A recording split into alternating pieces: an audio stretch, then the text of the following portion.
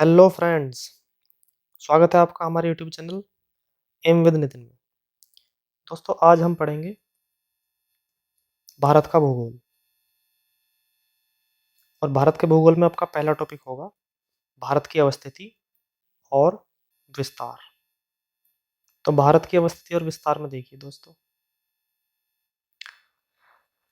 भारत की अवस्थिति विषुवत रेखा के उत्तर में 8 डिग्री 4 मिनट से 37 डिग्री 6 मिनट उत्तरी अक्षांश में है और 68 डिग्री 7 मिनट से 97 डिग्री 25 मिनट पूर्वी देशांतर के मध्य विस्तृत है। आइए समझते हैं इसको मैप से। समझिए इसको। देखो, 8 डिग्री 4 मिनट से ये है इसका अक्षांशीय विस्तार। यहाँ से ये बिंदु है इसका 8 डिग्री और 4 मिनट, और ये सबसे उत्तरी बिंदु है 37 डिग्री 6 मिनट। ठीक है, ये है इसका अक्षांशीय विस्तार। कौन सा विस्तार है ये? अक्षांशीय विस्तार।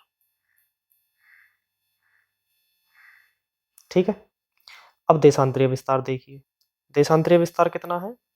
68 डिग्री 7 मिनट से 97 डिग्री 25 मिनट। इसको देखिए मैप पर। अब यहाँ है 68 डिग्री 7 मिनट से, ये लास्ट बिंदु है 97 डिग्री और 25 मिनट। ठीक है, ये कैसे कौन सा विस्तार हुआ? देशांतरीय विस्तार। कौन सा दोस्तों? देशांतरीय। अब इस अक्षांश और देशांतर को समझिए। देखो, अक्षांश और देशांतर है क्या?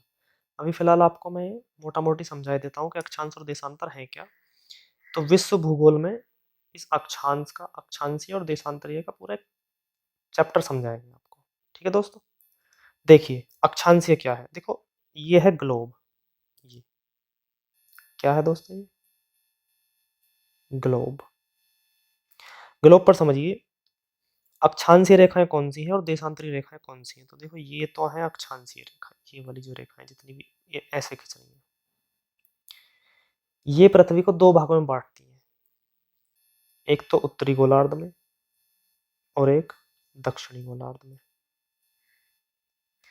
दिशा इस तरीके से, दिशा का निर्धारण इस तरीके से होता है। यहाँ पूरब, ये पश्चिम, ये उत्तर और ये दक्षिण। तो ये उत्तरी गोलार्ध हो गया, ये दक्षिणी गोलार्ध हो गया। अक्षांश रेखाएं बांट रही हैं दो गोलार्धों में। ठीक है, अब देशांतर पे आ जाइए।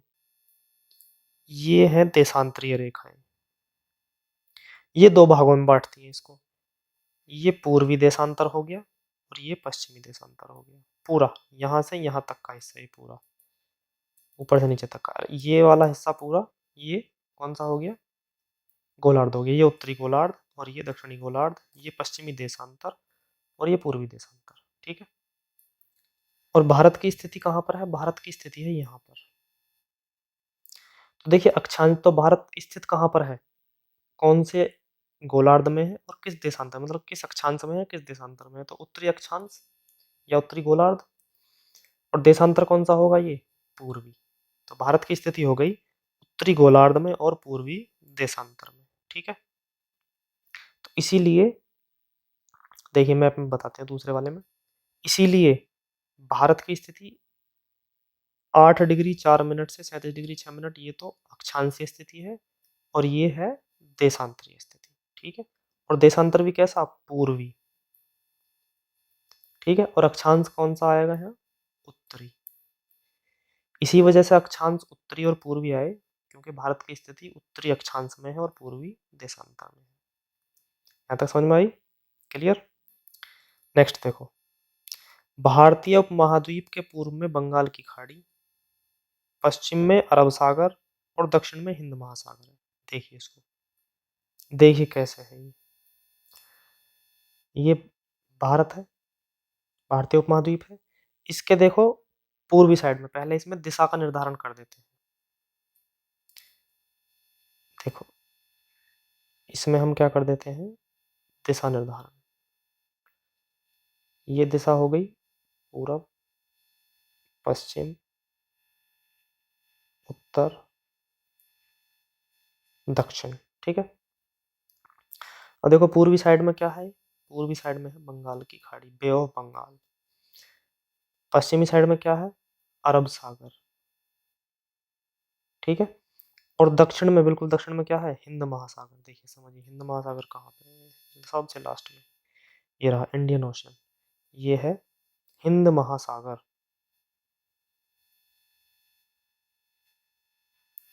ठीक है।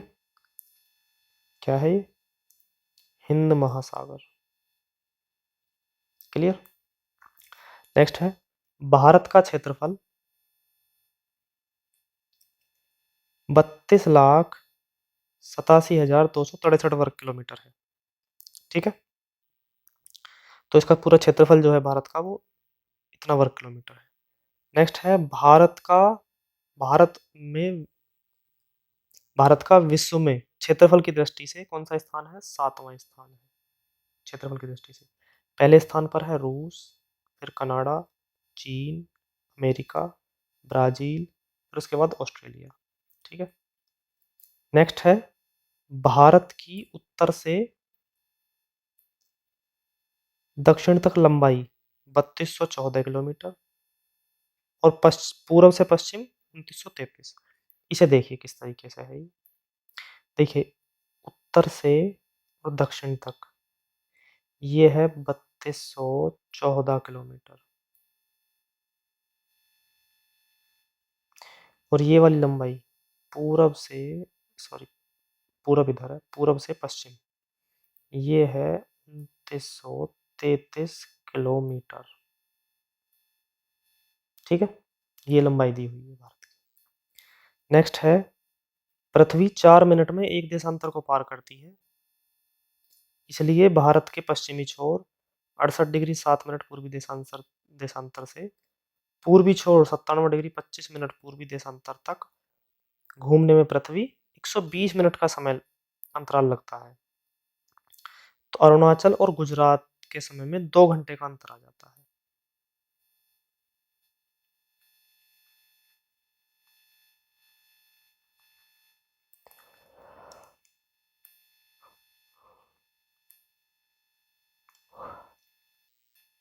देखो भारत का पश्चिमी छोर कितना है, 68 डिग्री। एक मिनट मिनट को भूल जाइए उसको, 68 डिग्री 7 मिनट को देशांतर डिग्री डिग्री पकड़ते हैं केवल। और पूर्वी सिरा कितना है इसका, 97 डिग्री 25 मिनट में, वो मिनट वाले को छोड़ देते हैं। अब इनका डिफरेंस देखते हैं कितना है अंतर, लगभग कितना आया 29 डिग्री का। और पृथ्वी जो है वो 1 डिग्री में कितना चलती है, वो 4 मिनट। तो 29 गुणा 4 करेंगे आप, कितना हो जाएगा, 29 गुणा 4 हो जाएगा लगभग 116 मिनट। तो देखिए गुजरात के समय में और अरुणाचल के समय में कितने मिनट का अंतर आया, 116 मिनट का। तो यही लगभग 2 घंटे का अंतर आ गया। तो इसीलिए एक मानक समय रेखा निर्धारित की गई, जो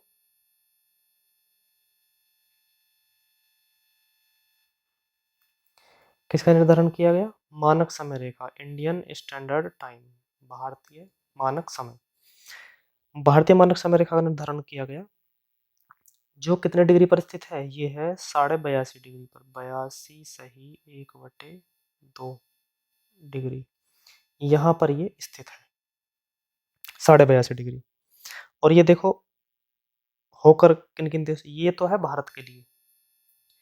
और पूरे विश्व का निर्धारण जो होता है वो होता है 0 डिग्री देशांतर से। देशांतर समय का निर्धारण करते हैं, देशांतर रेखाएं जो है वो समय का निर्धारण करते हैं, और अक्षांशीय रेखाएं किसका निर्धारण करती है, मौसम का। तुम जिस तरीके से देखो मौसम का बताता हूँ निर्धारण कैसे होता है। जैसे जैसे आप अक्षांशीय विस्तार में ऊपर बढ़ते जाएंगे, उसी तरीके से आपको ठंडे प्रदेश मिलते जाएंगे। जैसे जैसे नीचे आते जाएंगे, विषुवत रेखा पर वर्ष भर क्या रहती है, गर्मी रहती है। क्यों, क्योंकि यहाँ पर वर्ष भर सूर्य लंबवत पड़ता है इस विषुवत रेखा पर, इस पर, तो इसलिए यहाँ पर वर्ष भर गर्मी होती है। आप हमारे इधर ही देख लीजिए, इंडिया में देख लीजिए, इंडिया लगभग उसका लास्ट सिरा है 8 डिग्री पर। तो 8 डिग्री पर आप देखिए केरल और तमिलनाडु में जो साउथ वाले लोग हैं उनका कलर आपको कैसा मिलता है, थोड़ा डार्क, क्योंकि वहां पर वर्ष भर गर्मी ही पड़ती रहती है। सर्दियों में भी क्या होता है, वहाँ गर्म ही रहता है, क्योंकि विषुवत रेखा के क्या है वो नजदीक। जैसे जैसे विषुवत रेखा से दूर होते चले जाएंगे वैसे वैसे कौन से प्रदेश होते चले जाएंगे, ठंडे प्रदेश। ऐसे ही जैसे जैसे ऐसे ही नीचे की तरफ अगर आप आएंगे नीचे की तरफ तो भी क्या, कौन से होंगे, ठंडे। और जैसे नीचे से ऊपर जाएंगे तो भी, तो फिर गर्म प्रदेशों में आ जाएंगे, ठीक है। तो देशांतर क्या बताते हैं, समय, और अक्षांश क्या बताते हैं, मौसम। तो 0 डिग्री देशांतर बताती है पूरे विश्व का समय, और 82.5 डिग्री बताती है सिर्फ और सिर्फ किसका समय, भारत का समय। किसका समय बताती है, भारत का समय 82.5 डिग्री। अब देखो ये होकर कहाँ से जाती है, ये रेखा है कौन सी, ये जो रेखा मैंने खींची है ये इंडियन स्टैंडर्ड टाइम, भारतीय मानक समय रेखा।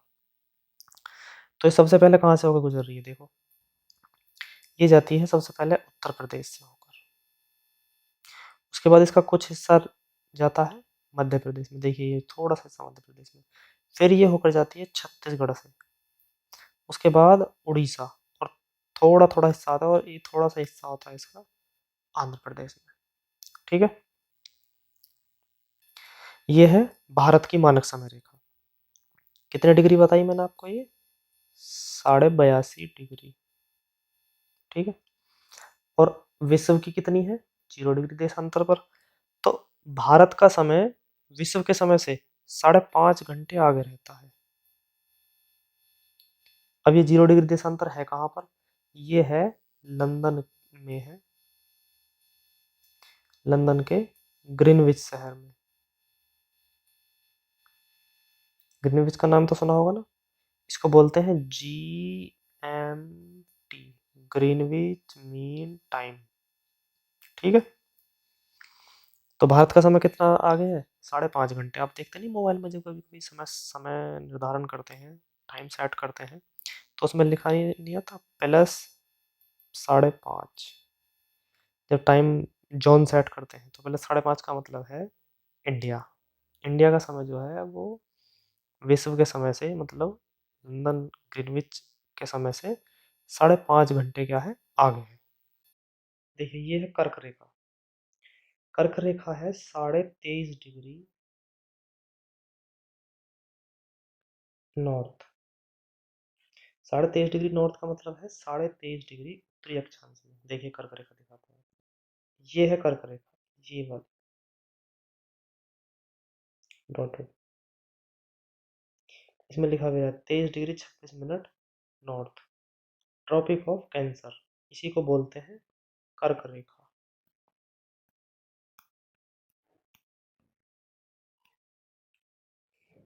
और ये रेखाएं जो है काल्पनिक रेखाएं हैं। ये काल्पनिक का मतलब ये कहीं पर निर्धारित खींची नहीं गई है, ये एक तरीके से निर्धारण किया गया है इनका सिर्फ।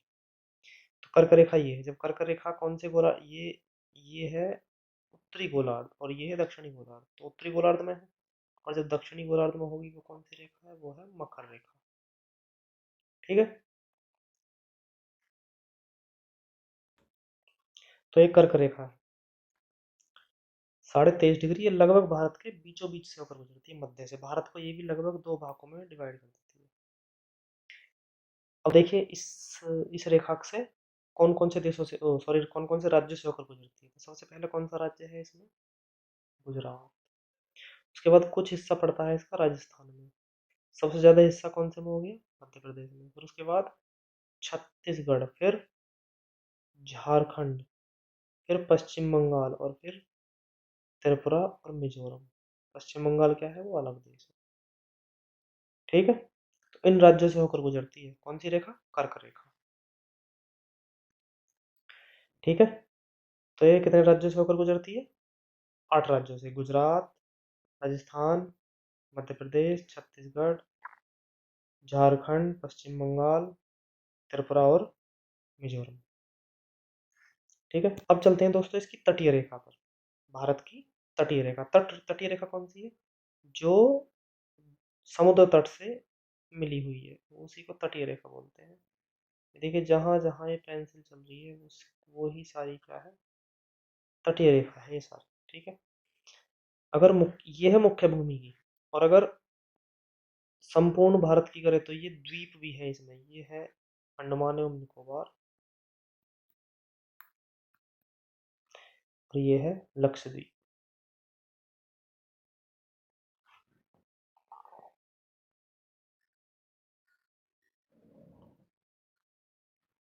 ठीक है, ये है अंडमान और निकोबार, और वो हो गया लक्षद्वीप। तो भारत की तटीय सीमा की जो कुल लंबाई है वो है 6100 किलोमीटर। कितनी है दोस्तों? 6100 किलोमीटर। ये है सिर्फ इसकी मुख्य भूमि की। और अगर द्वीपों सहित बात करी जाए तो द्वीपों सहित है 7517 किलोमीटर। दोस्तों इसकी आपको पीडीएफ प्रोवाइड कर दी जाएगी हमारे टेलीग्राम चैनल पर। लिंक आपको डिस्क्रिप्शन में मिल जाएगा। उससे आप हमारा उसको टेलीग्राम चैनल को ज्वाइन कर ले, उसी पर आपको पीडीएफ मिल जाया करेगी। ये देखो, ये पीपीटी के थ्रू पढ़ा रहा हूँ मैं, ये सारी मिलेगी आपको। लेकिन इसका ये जो बैकग्राउंड है, मैं ऐसा नहीं रखूँगा उसका पीडीएफ में। उसमें क्या होता है, आप जब इसका प्रिंट निकालेंगे तो आपको ज़्यादा इंक की ज़रूरत पड़ेगी। मैं इसका बैकग्राउंड एक दूसरी पीडीएफ बना करके वाइट बैकग्राउंड के साथ दोनों पीपीटी डाल डाल दिया करूँगा, आप कोई सी भी डाउनलोड कर लें। ठीक है, अब टॉपिक पर चलते हैं अपने। तटीय रेखा की लंबाई होगी कुल 7517। अब देखिए स्थलीय सीमा कौन कौन सी। स्थलीय सीमा है क्या? जो जो स्थल से लगी हुई है वो सब क्या है, स्थलीय सीमा है। ठीक है, देखिए ये है इसकी स्थलीय सीमा, ये ये वाली।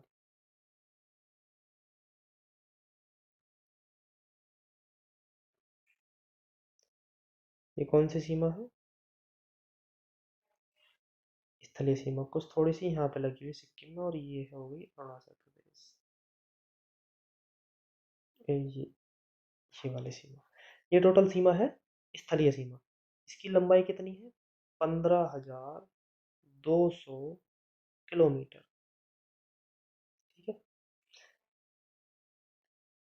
ये भी स्थलीय सीमा में काउंट होगी ये वाली, क्योंकि ये भी तो किसी दूसरे देश से लग रही है ना। ये इस तरीके से पूरी काउंट होगी ये, और ये वाली भी काउंट होगी। वह ये किससे लग रही है? बांग्लादेश से।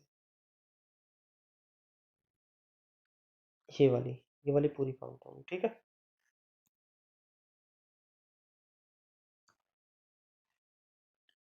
अब देखिए जो भारत की जो जलीय सीमा से लगे हुए थे, जलीय सीमा से लगे हुए पहले राज्य देख लीजिए कौन कौन से। सबसे पहला राज्य कौन सा है? गुजरात, फिर महाराष्ट्र, फिर कर्नाटका, छोटा सा रह गया गोवा, केरला, तमिलनाडु, आंध्र प्रदेश, उड़ीसा और पश्चिम बंगाल। कितने हो गए टोटल? ये 9 राज्य, 9 राज्य। उसी के साथ साथ जलीय सीमा में कौन कौन शामिल है? ये एक अंडमान एवं निकोबार, इधर लक्षद्वीप, और ये दादरा एंड नागर हवेली एंड दमन एवं दीव। ये भी किसी में, इनकी सीमा भी किसी में आएगी, जलीय सीमा में। ठीक है,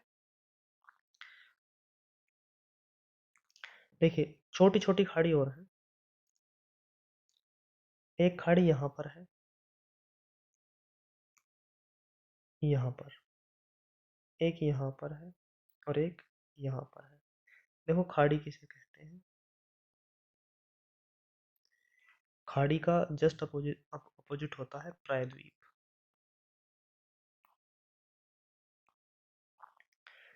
खाड़ी क्या है? जल का वह हिस्सा जो तीन ओर से स्थल से घिरा, वो है खाड़ी। जैसे बे ऑफ बंगाल, एक तरफ से, दूसरी तरफ से और तीसरी तरफ से किससे घिरा हुआ है? स्थल से। इस तरफ से नहीं घिरा हुआ है, तो ये होगी खाड़ी। उसी तरीके से प्रायद्वीप देखिए, ये होगी खाड़ी। अब प्रायद्वीप आ जाओ। प्रायद्वीप क्या है? जैसे ये वाला हिस्सा भारत का, इसको प्रायद्वीपीय भारत कहते हैं, इतने हिस्से को, ये हिस्से को। अब वो पूछिए कैसे? स्थल का वह हिस्सा जो 3 ओर से किससे घिरा हो? जल से। 1 2 3 ओर से किससे घिरा है? जल से। तो ये क्या हो गया? ये हो गया प्रायद्वीप। ठीक है। तो उसी तरीके से कुछ खाड़ियां हैं छोटी छोटी। देखो कौन कौन सी खाड़ी है।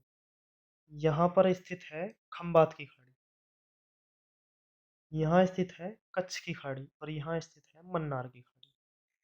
तो देखो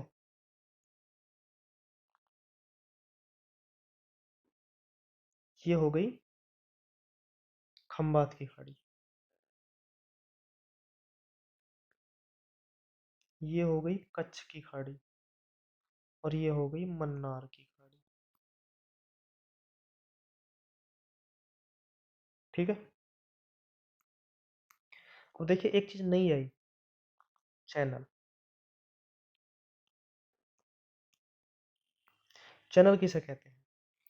देखो दो द्वीपों के बीच जो सकरा समुद्र होता है, सकरा मतलब जो बहुत कम गहराई होती है जिस समुद्र की, स्थल के पास वाला जो समुद्र है उसे सकरा समुद्र है। यहाँ तक जो होगा छिछला समुद्र होगा, मतलब इतनी एक साथ गहराई नहीं पकड़ता समुद्र, वो धीरे धीरे धीरे धीरे धीरे गहराई पकड़ना शुरू करता है। तो उसको आसपास जो कम दूरी पर दो द्वीप स्थित हो जाते हैं, तो उन्हीं के बीच के स्थान को, उन्हीं के बीच के समुद्र को, जो उसमें जल प्रवाह हो रहा है, उसी को चैनल कहते हैं। अब द्वीप समझिए क्या है। द्वीप वे हैं जो चारों ओर से किससे स्थल का वह भाग जो चारों ओर से किससे घिरा है? जल से घिरा है, उसे क्या कहते हैं? द्वीप कहते हैं। तो जैसे अंडमान एवं निकोबार, लक्षद्वीप। ठीक है। अब देखिए कुछ चैनल है, तो उन चैनलों का नाम जो है वो जो जिस अक्षांश से होकर गुजर रहे हैं उन्हीं अक्षांश के नाम पर उनका नाम धर दिया है। जैसे 8 डिग्री चैनल,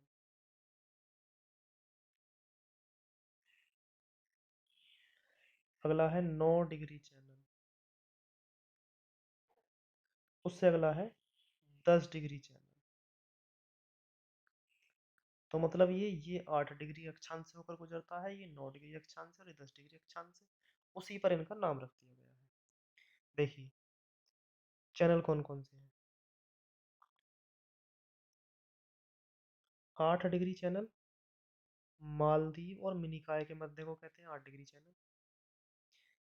मिनिकॉय और लक्षद्वीप के मध्य है 9 डिग्री चैनल।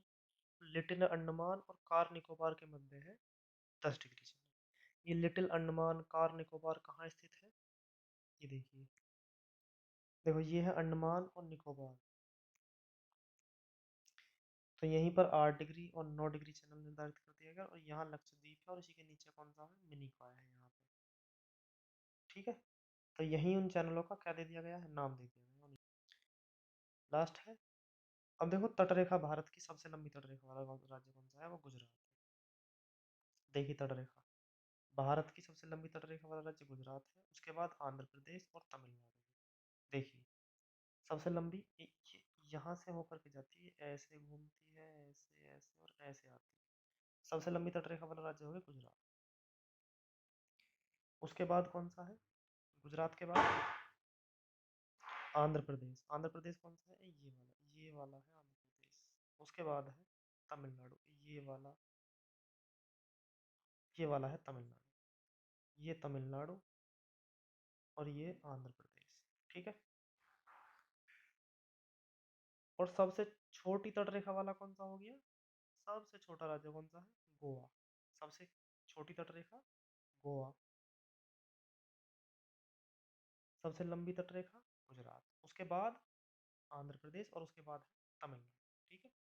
ये हो गए तटरेखा के हिसाब से। देखिए जो भारत का सबसे दक्षिणतम बिंदु कौन सा है?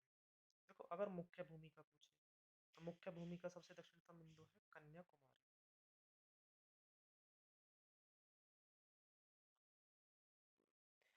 और अगर भारत का दक्षिणतम बिंदु पूछे तो सबसे दक्षिणतम बिंदु अंडमान निकोबार में स्थित है।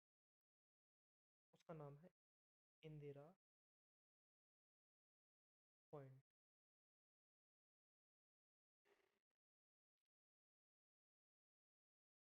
क्या है उसका नाम? इंदिरा पॉइंट। तो दोस्तों आज ये इसका पार्ट 1 बनाया है मैंने। बाकी भारत की अवस्थिति और विस्तार इसका एक पार्ट 2 बनाएंगे, उसमें पढ़ेंगे। कमेंट करके बताना कि आपको कितना समझ में आया।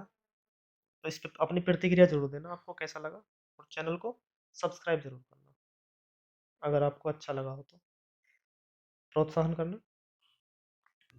और ये पीपीटी जो है मैं आपको टेलीग्राम चैनल पर प्रोवाइड करा दूंगा। टेलीग्राम चैनल का लिंक आपको डिस्क्रिप्शन में मिल जाएगा, उसको वहाँ से ज्वाइन कर लीजिए अपने टेलीग्राम ग्रुप को। और मैंने आपको बताया था पहले भी कि इसका बैकग्राउंड में वाइट कर दूंगा, दोनों पीपीटी डाल दूंगा, जिससे आपको प्रिंट करने में इसको आसानी रहे। अगर आप इसी पीपीटी को प्रिंट करते हैं तो इसमें इंक का खर्चा और वैसा आपका कॉस्टली ज़्यादा पड़ेगा, और अगर मैं इसका बैकग्राउंड वाइट कर दूंगा तो आपको कम कॉस्टली पड़ेगा। ठीक है, तब तक नेक्स्ट वीडियो में मिलते हैं, तब तक के लिए नमस्कार, जय हिंद।